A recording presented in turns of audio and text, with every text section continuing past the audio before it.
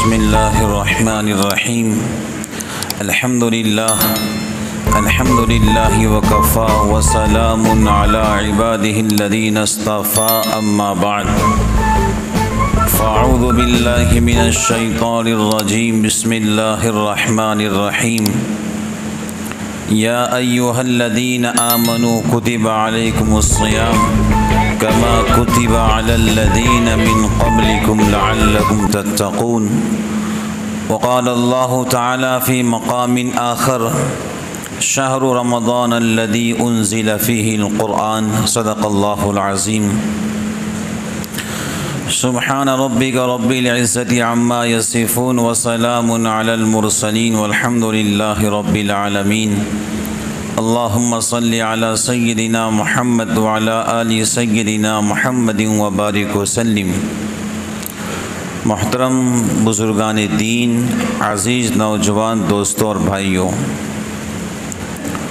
ہم سب کے لیے یہ بہت خوشی کا پیغام ہے کہ الحمدللہ رمضان الکریم عن قریب شروع ہونے والے ہیں۔ یہ اہل ایمان کا خوشی کا مہینہ ہے، اور یہ وہ مہینہ ہے کہ اس عظیم مہینے کے اندر اللہ تعالیٰ اپنے بندوں کے ساتھ خصوصی کرم کا معاملہ فرماتے ہیں، بلکہ ہمارے بزرگان دین کے بارے میں لکھا ہے کہ وہ 6 مہینہ پہلے سے رمضان کی تیاری کرتے ہیں۔ 6 مہینہ پہلے سے رمضان کی تیاری کرتے، اور جب رمضان چلے جاتا تو 6 مہینے تک اللہ سے دعا کرتے، اے اللہ جو رمضان ہمارا گزرا آپ کے بارگاہ میں قبول فرمائیے۔ یہ بات طے شدہ ہے، جس کا رمضان جیسے گزرے گا پورا سال ویسے گزرے گا۔ اگر کسی کا رمضان تلاوت میں گزرا تو پورا سال آپ کا تلاوت میں گزرے گا۔ رمضان کا مہینہ پورے سال کا قلب یعنی دل ہے۔ رمضان کا مہینہ پورے سال کا دل ہے، اور انسان کے جسم میں دل کی حیثیت مرکز کی ہوتی ہے۔ بھائی دل بند ہو گیا آدمی مر جاتا ہے، تو رمضان کا مہینہ پورے سال کا قلب یعنی دل ہے۔ ہم نے کوشش کرنا ہے انشاءاللہ کہ اس رمضان میں ہم تلاوت زیادہ کریں گے تو پورا سال اللہ تلاوت کرنے کے توفیق عطا فرمائیں گے۔ ہم نے یہ کوشش کرنا ہے کہ میں تہجد کی نماز پڑھ نہیں پاتا، اب رمضان میں 2-4 تہجد کی رکعتیں پڑھ لیا کرے، انشاءاللہ پورا سال اللہ آپ کو تہجد پڑھنے کی توفیق عطا فرمائیں گے۔ میں اپنی بہنیں اور ماؤں سے کہتا ہوں، وہ سحری بنانے سے پہلے 2-4 رکعت تہجد کی ضرور پڑھ لیا کریں۔ رمضان کے مہینے میں دعاؤں کا خوب اہتمام کریں۔ حدیث شریف میں آتا ہے کہ رمضان کا مہینہ اس کے دن اور رات ایسے ہوتے ہیں جب چاہو دعا کرو اللہ قبول کر لیتا ہے۔ کوئی بھی وقت اللہ کو پکارو اللہ سن لیتا ہے۔ اب ہم نے رمضان کے مہینے کے اندر یہ کوشش کرنا ہے، اگر کوئی بندہ بد نظری کا شکار ہے تو وہ رمضان کے مہینے کے اندر اپنی نگاہ پر کنٹرول کر لے، انشاءاللہ پورا سال اللہ بد نگاہی سے محفوظ فرمائیں گے۔ کوئی چغلی، غیبت، جھوٹ بولتا ہے، وہ رمضان کے مہینے میں نہ چغلی کرے، نہ غیبت کرے، نہ جھوٹ بولے، نہ چغلی سنے، نہ غیبت سنے، نہ جھوٹ سنے، پورا سال اللہ آپ کو محفوظ فرمائیں گے۔ میں نے قرآن پاک کی آیت تلاوت کی، اے ایمان والو ہم نے تم پر روزے فرض کیے جیسے ہم نے تم سے پہلی امتوں پر روزے فرض کیے، تاکہ تم پرہیزگار بن جاؤ، تاکہ تم متقی بن جاؤ، تاکہ تم نیک بن جاؤ۔ بزرگان دین، روزہ صرف ہم پر فرض نہیں ہے، جو ہم سے پہلی امتیں گزری ہے سب پر روزہ فرض رہا ہے۔ علماء نے لکھا ہے کہ حضرت آدم علیہ السلام ہر مہینہ 3 روزہ رکھا کرتے تھے، جس کو ایام بیض کے روزے کہتے ہیں۔ چاند کی 13، 14، 15 تاریخ کو حضرت آدم علیہ السلام روزہ رکھا کرتے تھے، ہر مہینہ 3 دن۔ حضرت نوح علیہ السلام بھی یوم عاشوراء 10 محرم کا روزہ رکھا کرتے تھے۔ حضرت داؤد علیہ السلام ایک دن روزہ رکھتے، ایک دن افطاری کرتے۔ اس کا مطلب یہ ہے کہ 6 مہینہ روزہ رکھتے اور 6 مہینہ روزہ نہیں رکھتے۔ حضرت موسیٰ علیہ السلام اور آپ کے قوم پر 40 دن کے روزے فرض تھے۔ حضرت عیسیٰ علیہ السلام نے اپنی قوم کو حکم دیا کہ وہ 2 مہینے کے روزے رکھیں۔ اللہ تعالیٰ نے ہم سب کے ساتھ بے انتہا کرم کیا، ہمیں رمضان کا عظیم الشان مہینہ عطا فرمایا۔ میرے محبوب کی امت، تم رمضان کے 29 یا 30 روزے رکھو، جی اللہ اس کا بدلہ کیا ہے؟ بھائی چاند کے اوپر ہوتا ہے، کبھی روزے 29 ہوتے ہیں، کبھی 30 ہوتے ہیں۔ اب حج کا بدلہ اللہ نے بتلا دیا، عمرہ کریں گے نیکیاں ملیں گی بتلا دی گئی، نماز پڑھیں گے اس پر کیا نیکیاں ملیں گی وہ بتلا دی گئی، لیکن جو بندہ روزہ رکھے گا اس پر کیا ملے گا اس کی نیکیاں نہیں بتلائی۔ بلکہ حدیث شریف میں آتا ہے الصوم لی وانا اجزا بی، روزہ میرے لیے ہے اور میں پروردگار روزے دار کے لیے ہوں۔ بھائی شریعت میں جو انسان عبادت کرتا ہے، مثلا کوئی بندہ قرآن پاک کی تلاوت کرتا ہے، الف لام میم 3 لفظ ہیں، اب اس کو 3 لفظ کے 30 نیکیاں ملتی ہیں۔ لیکن روزہ ایسی چیز ہے اس کی نیکیاں نہیں بتلائی گئی، بلکہ اللہ فرماتے ہیں روزہ میرے لیے ہے، میں روزے دار کے لیے ہوں۔ محدثین لکھتے ہیں اس کا مطلب یہ ہے اللہ یہ کہنا چاہتے ہیں جو روزہ رکھے گا میں اس کو اپنا دیدار کراؤں گا۔ روزے کا یہ بدلہ ہے، اللہ کی زیارت۔ اور روزہ ایسی چیز ہے بزرگان دین جس میں کوئی ریا نہیں ہے، دکھلاوا نہیں ہے۔ بھائی ایک بندے نے روزہ رکھا، اگر وہ جنگل میں چلا گیا اور کوئی دیکھنے والا نہیں ہے، دھوپ شدت کی ہے، جسم سے پسینہ نکل رہا ہے، لیکن اس کے باوجود سامنے دریا موجود ہے، ندی موجود ہے، نالوں کے اندر پانی ٹھنڈا موجود ہے، کنویں کے اندر پانی موجود ہے، لیکن یہ بندہ کہیں منہ نہیں لگاتا۔ کیوں؟ وہ یہ سمجھتا ہے کوئی دیکھے نہ دیکھے مجھے میرا اللہ دیکھ رہا ہے۔ کتنا بھی بزرگ ہونے دو، روزے کے حالت میں گھر میں چھپ کر پانی پی سکتا ہے، لیکن اس کا ضمیر کہتا ہے دیکھنے والی رب کی ذات موجود ہے۔ روزے کے اندر کوئی ریا نہیں ہے، کوئی دکھلاوا نہیں ہے۔ یہ روزہ انشاءاللہ ہم کو جنت میں لے کر جائیں گا۔ بلکہ ایک روایت میں آتا ہے جنت کو ایک دروازہ ہے، اس کا نام ہے ریان۔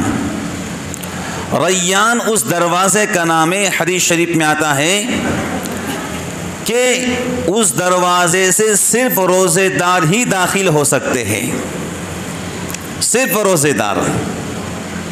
جس نے اپریل کے مہینے میں روزہ رکھ لیا یا پچھلے سالوں کے اندر جب بھی روزہ آیا تھا رکھ لیا، وہی بندہ اس سے داخل ہو سکتا ہے۔ رمضان کا مہینہ پائیں اور روزہ نہ رکھیں، ایسے بندے جنت میں داخل نہیں ہو سکتے۔ اللہ تعالیٰ ایسے سیاہ دین سے پوری امت کی حفاظت فرمائے۔ بلکہ ایک روایت میں آتا ہے جب روزے دار جنت میں داخل ہوں گے تو فرشتے کہیں گے کلو واشربو ہنیئا بما اسلفتم فی الایام الخالیہ، کھاؤ پیو، یہ اس کا بدلہ ہے جو تم نے دنیا کے اندر روزہ رکھا تھا۔ اب گرمی شدت کی ہے تو ڈرنا نہیں ہے، گھبرانا نہیں ہے، بے چین نہیں ہونا ہے۔ انشاءاللہ الرحمن ہم دنیا کے اندر شدت کی گرمی کے اندر روزہ رکھیں گے، ہمارا حلق بھی سوکھ جائے گا، پیٹ بھی کھانے کو کہیں گا، نہ ہم نے کھانا ہے نہ پینا ہے افطاری تک۔ انشاءاللہ ایک دن آئے گا ہمارا رب اپنے نورانی ہاتھوں سے ہمیں جو ہے تو شراب طہور پلائیں گا۔ وَسَقَاهُمْ رَبُّهُمْ شَرَابًا طَهُورًا، ایک دن آئیں گا کہ تمہارا اللہ تمہیں شراب طہور پلائیں گا۔ تو رمضان کے مہینے کے اندر بزرگان دین ہم نے اس رمضان کو بہت باکمال بنانا ہے۔ رمضان کے معنی آتے ہیں جلانے کے، رمضان جلانا، گناہوں کو جلانا۔ رمضان کا مہینہ گناہوں کو جلا دیتا ہے۔ رمضان کے معنی ہے نفس کو جلانا۔ اس کا مطلب کیا ہے؟ بھائی جو انسان غیر رمضان کے اندر نفسانی خواہشات پوری کرتا تھا ناجائز طریقے سے، وہ رمضان کے مہینے کے اندر اپنے نفس پہ کنٹرول کر لیتا ہے۔ روزہ جو ہے تو نفس کو جلا دیتا ہے۔ رمضان کے معنی ہے شیطان کو جلانا، رمضان کے معنی ہے جہنم کی آگ کو ٹھنڈی کرنا۔ رمضان کے مہینے میں اللہ جنت کو کھول دیتے ہیں، جنت کو سجا دیتے ہیں، جہنم کے دروازے بند کر دیتے ہیں۔ روزے دار دعا کرتا ہے اور فرشتے روزے دار کی دعا پر آمین کہتے ہیں۔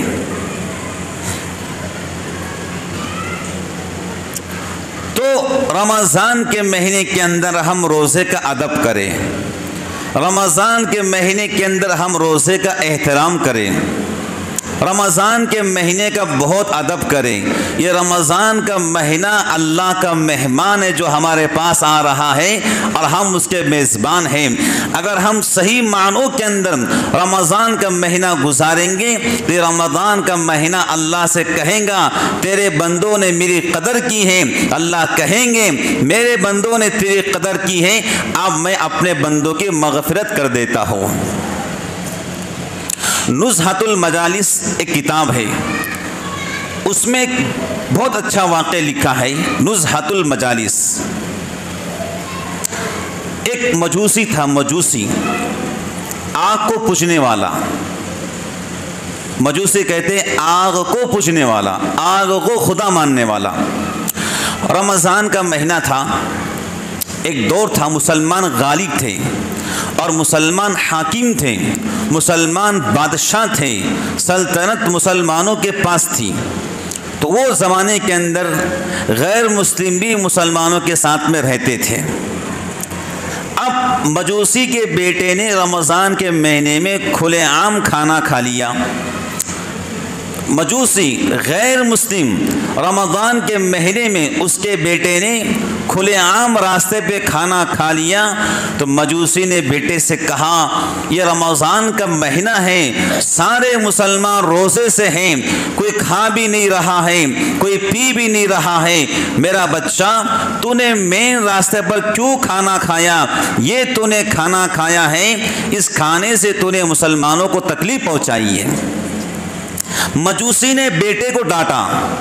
اللہ کی شان، جہاں مجوسی رہا کرتا تھا ان کے پڑوس میں ایک ولی کامل، بزرگ کامل رہا کرتے تھے۔ اب مجوسی کا انتقال ہوا کچھ دنوں کے بعد، وہ بزرگ کامل اور ولی کامل نے خواب میں دیکھا کہ مجوسی جنت میں آرام کر رہا ہے۔ مجوسی جنت کی بہاروں سے لطف اندوز ہو رہا ہے، جنت میں مزے سے بیٹھا ہوا ہے۔ اور بزرگ ولی کامل نے کہا تو مجوسی تھا، آگ کو پوجنے والا تھا، اللہ کو نہیں مانتا تھا، تو جنت میں کیسے چلے گیا؟ تو مجوسی نے کہا رمضان کا مہینہ تھا، میرے بچے نے کھلے عام کھانا کھا لیا تھا، میں نے اس کو ڈانٹا تھا، ڈپٹ دی تھی اور اسے کہا تھا تو نے کھلے عام کھانا کیوں کھایا؟ یہ رمضان کا مہینہ ہے، تو نے ادب کرنا چاہیے تھا۔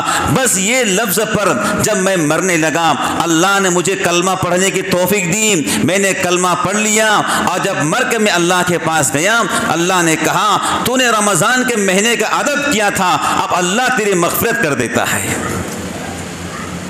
تو بزرگان دین ایک مجوسی ہو کر اگر رمضان کے مہینے کا ادب کر لیتا ہے، اللہ اس کو معاف کر دیتے ہیں۔ ہم تو امت محمدیہ کے لوگ ہیں، بچپن سے اللہ اس کے رسول کو مانتے ہیں، بچپن سے اللہ اس کے رسول کے گن گاتے ہیں۔ اگر ہم رمضان کا مہینے کا ادب روزے کے ساتھ میں کر لیں گے، تلاوت کے ساتھ میں کر لیں گے، عبادت کے ساتھ میں کر لیں گے، کیا اللہ ہم کو معاف نہیں کرے گا؟ ضرور اللہ معاف کریں گے۔ رمضان کے مہینے کا ادب کرو، احترام کرو، مسجد میں آؤ، خالی مت بیٹھو، سونے کی فضا مت بناؤ، قرآن پاک کو کھولو، تلاوت کرو، تسبیحات کو ہاتھ میں لو، خوب پہلا کلمہ کثرت سے پڑھو، اللہ سے دعائیں کرو، اپنی حاجتیں، اپنی منتیں ساری اللہ کے سامنے رکھو۔ دیکھو انشاءاللہ آپ کی تسبیحات، آپ کی تلاوت، رات کا رونا دھونا، درود پاک پڑھنا آپ کی زندگی میں ایک نیا رنگ لائیں گا۔ رمضان کے مہینے میں گالی گلوچ نہیں کرنا، رمضان کے مہینے میں جھوٹ نہیں بولنا، رمضان کے مہینے میں اگر کوئی تم سے جھگڑا کر رہا ہے، حضور فرماتے ہیں تم اس کا جواب مت دینا، تم نے اتنا کہنا بھائی مجھے روزہ ہے، میں آپ سے جھگڑا نہیں کر سکتا۔ رمضان کے مہینے کے اندر 4 چیزیں کثرت سے کرنا، 4 چیزیں کثرت سے۔ پہلی چیز، پہلا کلمہ زیادہ پڑھنا، پہلا کلمہ حضور فرماتے ہیں رمضان کے مہینے میں پہلا کلمہ زیادہ پڑھو، کثرت سے پڑھو، کہو اللہ کے سوا کوئی معبود نہیں اور حضرت محمد مصطفیٰ صلی اللہ علیہ وسلم اللہ کے رسول ہے۔ پہلا کلمہ زیادہ پڑھو۔ اور نمبر 2 توبہ استغفار، اے اللہ مجھ سے گناہ ہو گئے ہیں، مجھے بہت سارے گناہ یاد بھی ہیں، اور وہ گناہ مجھ سے ہوئے ہیں جو مجھے یاد بھی نہیں ہے لیکن آپ کو سب معلوم ہے، اے اللہ میرے گناہوں کو معاف فرمائیے، اے اللہ مجھے توبہ سچی پکی کرنے کی توفیق عطا فرمائیے، اللہ جو مجھ سے گناہ ماضی کے اندر ہو چکے ہیں اب میں دوبارہ قریب نہ جاؤں، آپ اس کے فیصلے فرمائیے۔ رمضان کے مہینے میں توبہ استغفار کرو، انفرادی دعاؤں کے اندر مزید اضافہ کرو۔ ظہر پڑھ لی 2 4 5 منٹ اللہ سے دعا کر لے، عصر پڑھ لی 2 4 5 منٹ اللہ سے دعا کر لے، مغرب سے پہلے 10 منٹ اللہ سے دعا کر لے، تراویح کے بعد 2 5 منٹ اللہ سے دعا کر لے، تہجد کی نماز میں سجدے میں جا کر اللہ سے دعا کرے۔ حضور فرماتے ہیں، حضور پاک علیہ الصلوۃ والسلام گناہوں سے پاک و صاف، کبھی بھی آپ کے دل میں گناہوں کا خیال پیدا نہیں ہوا، لیکن اس کے باوجود حضور روزانہ 70 یا 100 مرتبہ اللہ کے سامنے توبہ استغفار کیا کرتے تھے۔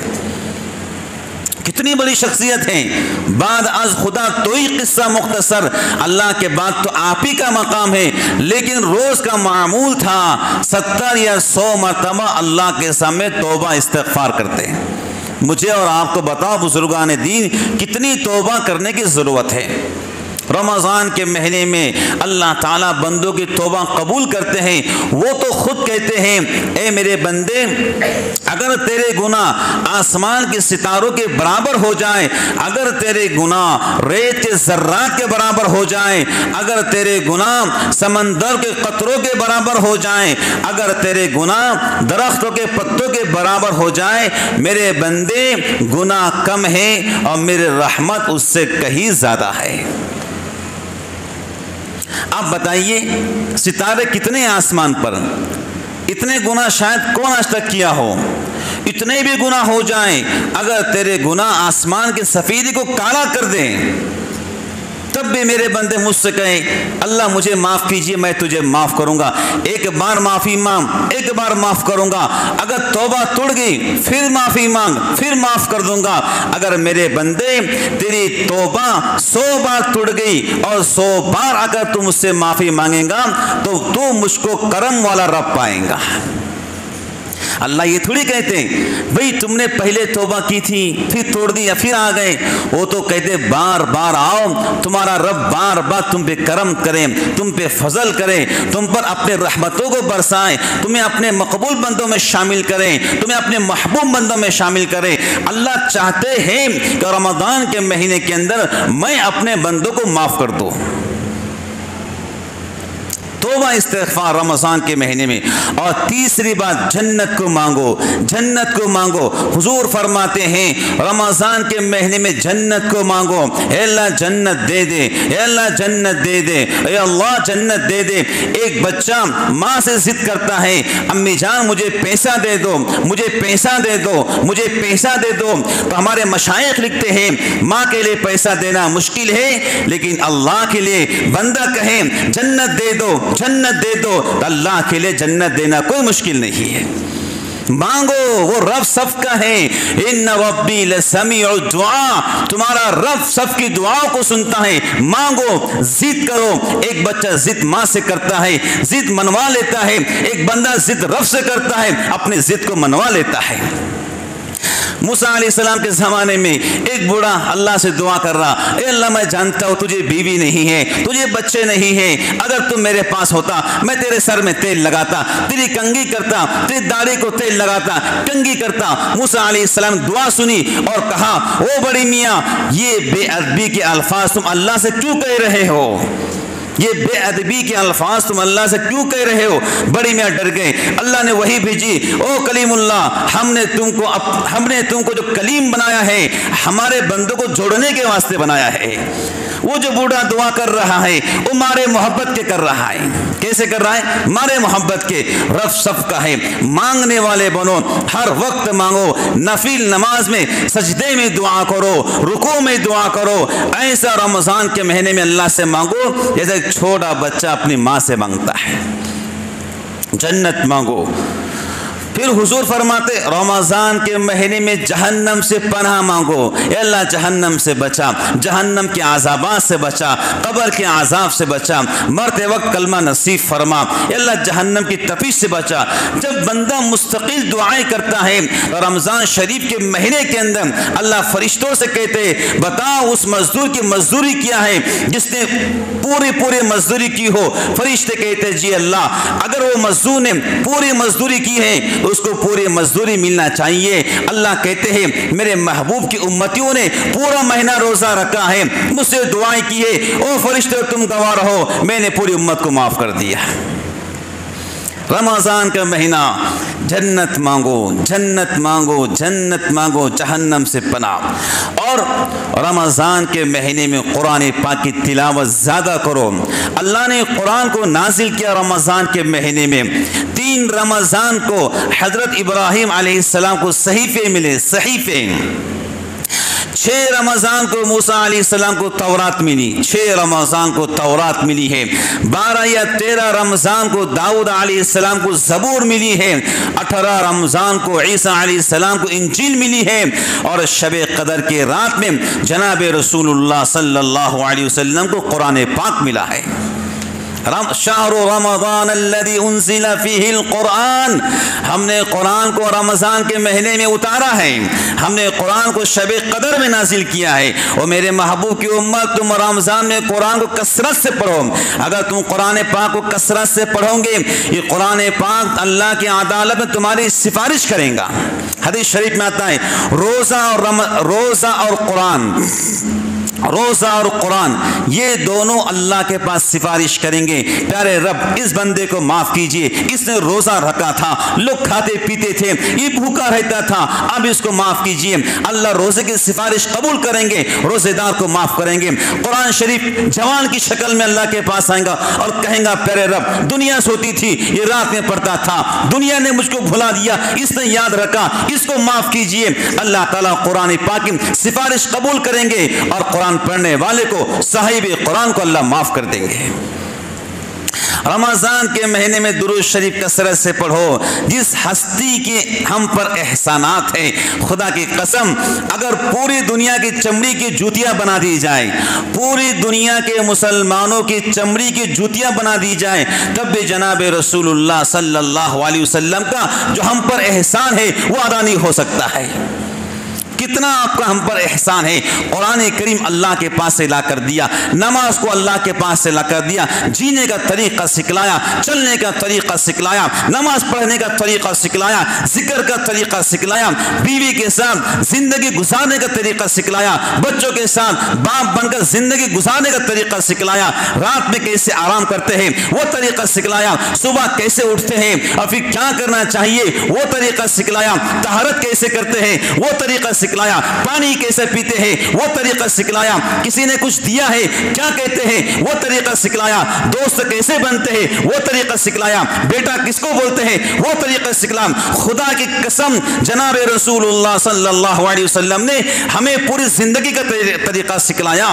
اب ہم امتی پر یہ چیز ضروری بنتی ہے کہ رمضان کے مہینے کے اندر آقا و مولا جناب رسول اللہ صلی اللہ علیہ وسلم پر درود شریف کثرت سے پڑھیں۔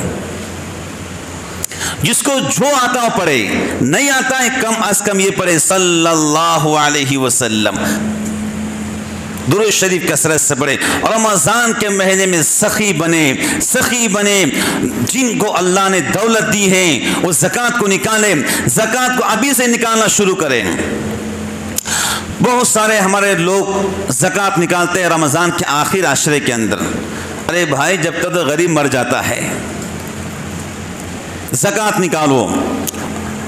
صحابہ کا معمول تھا مدینہ پاک کے اندر شعبان کے مہینے میں زکوٰۃ نکالتے، شعبان کے مہینے میں، تاکہ جو غریب لوگ ہیں ان کا بھی رمضان اچھی طرح گزر سکے، ان کے چولہے سلک سکے، ان کے گھر بھی خوشیاں کے دن آئیں، ان کے گھر بھی آٹا اور بوری آ جائیں۔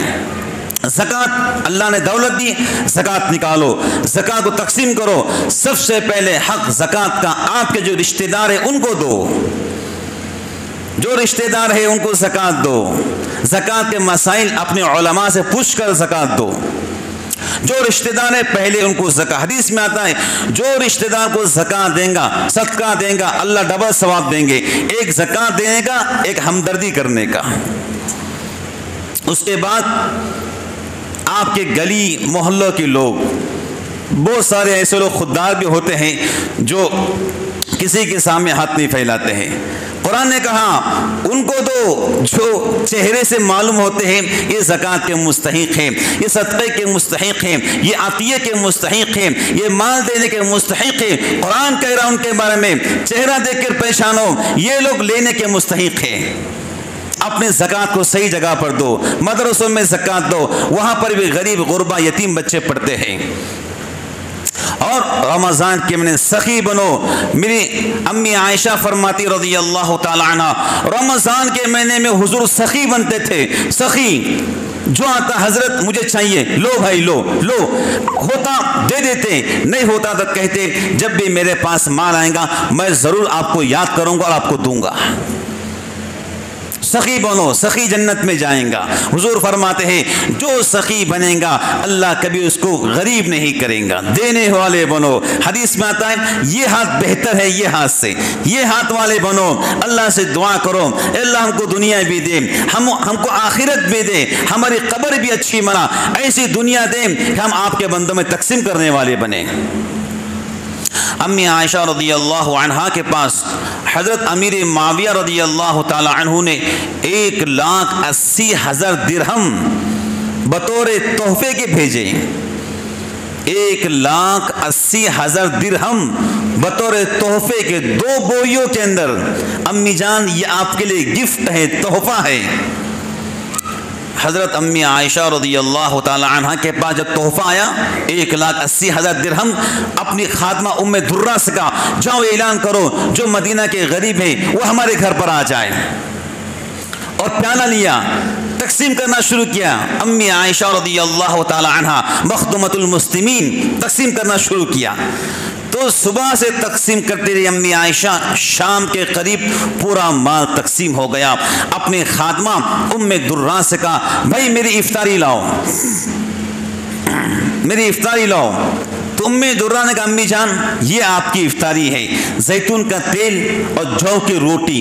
امی عائشہ نے کہا بھائی گھر میں کوئی سالن کے لیے نہیں ہے؟ کہا امی جان آپ نے تو پورا مال تقسیم کر دیا، کاش 1 درہم بچا لیتی، میں اس کا گوشت لے کر آتی اور افطاری میں آپ کو گوشت کا سالن بنا کر دیتی۔ امی عائشہ کہتی ہے اپنے خادمہ ام درہ سے کاش تم مجھے پہلے بتا دیتی تو میں 1 درہم اپنے واسطے بچا لیتی۔ اللہ اکبر، یہ نبی کا گھر ہے، سارا تقسیم کر دیا، مدینہ کے چولہے سلک گئے اور امی عائشہ کے گھر زیتون کا تیل ہے، جو کی روٹی ہے، بنانے کے لیے سالن کے لیے کچھ نہیں ہے، سب تقسیم کر دیا۔ وہ لوگ تھے جو اوروں کو کھلا کر خوش ہوتے تھے، اوروں کو پلا کر خوش ہوتے تھے۔ حضور نے کہا صحابہ سے او میرے صحابہ رمضان کا مہینہ آ رہا ہے، تم افطاری کرانے والے بنو، تم افطاری کرانے والے بنو۔ صحابہ نے کہا حضرت اتنا پیسہ ہمارے پاس نہیں کہ ہم افطاری کرائیں۔ تو آپ نے کہا بھائی پیٹ بھر کر کھلانا ضروری نہیں ہے، کسی روزے دار کو 1 کھجور کھلاؤ، جتنا اللہ ثواب اس روزے دار کو دیں گا اس کا ثواب کم کے بغیر اللہ اتنا آپ کو عطا فرمائے گا۔ اللہ اکبر، 1 کھجور، پھر کہا 1 گھونٹ پانی پلا دو، 1 گھونٹ لسی پلا دو۔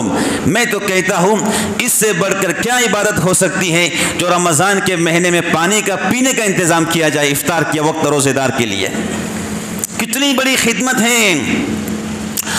بھائی ایک خاتون جو زندگی بھر جسم فروشی کرنے والی، جو زندگی بھر اپنے جسم کو بیچنے والی، جنگل سے گزر رہی تھی تو دیکھا ایک کتا ہے جو چیکڑ میں لوٹ پوٹ ہو رہا ہے، کتا چیکڑ میں لوٹ پوٹ، چیکڑ میں، تو سمجھ گئی اس کو پانی کی ضرورت ہے۔ اس خاتون نے اپنا موزہ نکالا، پانی میں ڈبایا، اس سے جو کچھ پانی آیا اس کتے کے منہ میں ڈالا۔ جیسے کتے کے منہ میں ڈالا اس کتے میں ایک نئی جان پیدا ہوئی، اس میں آسمان کی طرف دیکھا۔ حضور فرماتے ہیں اس فاحشہ کو اسی وقت اللہ نے معاف کر دیا۔ کتنا بڑا ثواب کا کام ہے روزے دار کو پانی پلانا۔ میں تو کہتا ہوں لوگ جھگڑا کریں، آج پانی میرے طرف سے ہے، آج افطار میرے طرف سے، لوگ جھگڑا کریں آپس میں۔ بھئی اتنا بڑا ثواب ہے، جو روزے دار کو پانی پلائیں گا اللہ تعالیٰ اس کو جنت کا نہر کا پانی پلائیں گے، اور کیا چاہیے روزے دار کو پانی۔ حضور فرماتے ہیں 1 گھونٹ لسی پلا دو، 1 گھونٹ پانی پلا دو، زیادہ کھلانا موقوف نہیں ہے، چاہے 1 کھجور کھلا دو، جتنا ثواب اللہ روزے دار کو دیں گا اتنا ہی ثواب اللہ آپ کو دیں گا، اس کے ثواب میں کم کیے بغیر۔ اپنے آس پاس کا پورا خیال رکھو، کئی غریب غربا ہیں ان کا بھی خیال رکھو۔ اللہ نے دولت دی ہے، زکوٰۃ جتنی نکلتی ہے وہ نکل چکی ہے، پھر بھی لوگ تمہارے گھر پر اس نیت سے آ رہے کچھ مل جائے تو میرے بھائی یہ مت سمجھنا لوگ مانگنے آ رہے ہیں، یہ مت سمجھنا، اللہ کا شکر ادا کرنا کہ مجھے اللہ نے اس لائق بنایا ہے کہ میں اس کے مخلوق کو کچھ دے سکوں۔ کبھی اترانا مت، کبھی اکارنا مت، مکارنا مت، کہا ٹھیک ہے بھائی تم میرے پاس آئے، نہیں کچھ نہ کچھ اس بندے کو دے دو، ہو سکتا ہے اس کی ضرورت کو آپ پوری کریں گے، اللہ تعالیٰ دنیا اور آخرت کی آپ کی ضرورت پوری کر دے۔ دینے والے بنو، دینے والے بنو۔ اور آخری بات، رمضان کے مہینے میں حضور فرماتے ہیں اپنے مزدوروں کے ساتھ میں رحم دلی کا معاملہ کرو۔ جہاں مالک کو اور سیٹ کو پیاس لگتی ہے وہی مزدور کو بھی پیاس لگتی ہے۔ آپ کرسی پر بیٹھے ہیں، پنکھا آپ کے اوپر چل رہا ہے، کولر آپ کے سامنے چل رہا ہے، جو بھوک اور پیاس آپ کو لگتی ہے وہ مزدور جو دن بھر آپ کی دکان کے اندر محنت کر رہا ہے، حضور کہتے ہیں اس کے کام کو ہلکا کر دو، تم اس کے کام کو ہلکا کر دو گے اللہ تمہارے گناہوں کو معاف کر دے گا۔ رمضان کے مہینے میں مزدور جو مزدوری بڑھا کر دو، مزدوری بڑھا کر دو، دل کو بڑا کرو۔ جو کچھ تم کو اللہ نے دیا ہے وہ تمہارا نہیں، وہ اللہ کی امانت ہے، جو رب دینا جانتا ہے۔ بزرگان دین معاف فرمائیے اور رب لینا بھی جانتا ہے۔ بھائی یہ کون سی بات ہوئی؟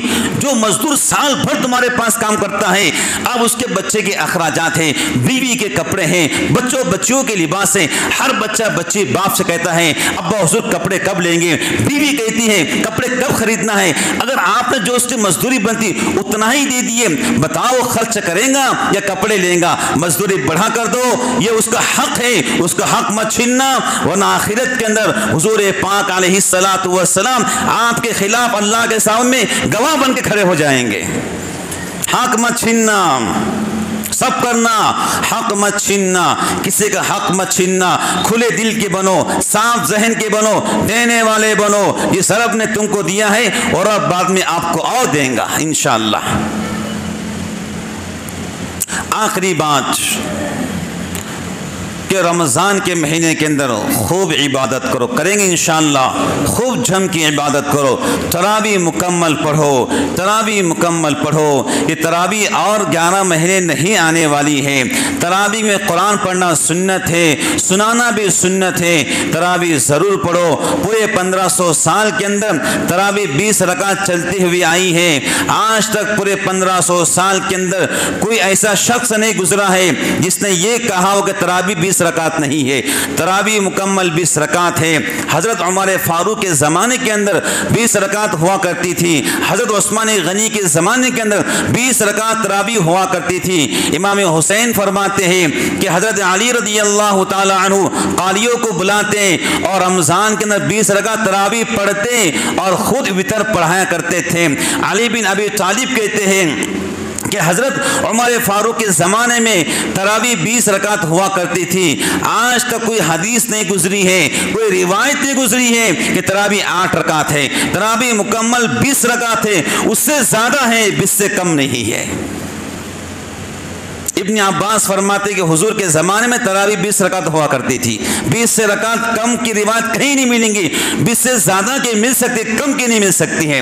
اس لیے بزرگان دین مکمل 20 رکعت تراویح قرآن سے سنو، علم ترا سے نہیں۔ اللہ نے موقع دیا ہے، مسجد ماشاءاللہ اچھی بن گئی ہے، پڑھنے والے بہترین مل گئے ہیں، اب ان کے پیچھے قرآن سنو، جم کے قرآن سنو، ان کی ہمت افزائی کرو، ان کی حوصلہ افزائی کرو کہ آپ ہم کو قرآن سنا رہے ہیں، آپ کا ہم پر بہت بڑا احسان ہے، آپ دین کی باتیں بتلا رہے ہیں، آپ سے بڑا محسن ہمارا کوئی نہیں ہو سکتا ہے جو ہم کو صحیح راستہ بتلائیں۔ اللہ تعالیٰ سے دعا کرتے ہیں اللہ مجھے آپ کو عمل کی توفیق عطا فرمائیں، آمین ثم آمین، وآخر دعوانا ان الحمد للہ رب العالمین۔